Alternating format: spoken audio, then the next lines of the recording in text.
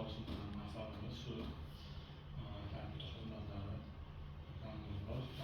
rivojlantirish maqsadida tavaddunlikda olish, kengaytirish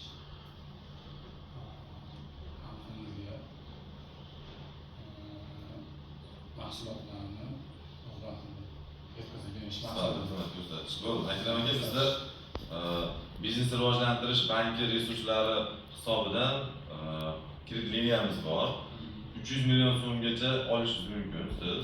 Shundan 200 million so'mi garov ta'minoti bilan 100 million so'mi garov. Agar 100 million so'm yetadi meni ehtiyojim uchun deb hisoblasangiz, 100 million so'm bekafil, begarov kredit liniyamiz bor. Agar ustun uchun olmoqchi bo'lsangiz 7 yil muddatga bo'ladi, 2 yil imtiyoz davri bilan. Agar xomashyoga olaman siz 2 yil muddatga berishimiz mumkin.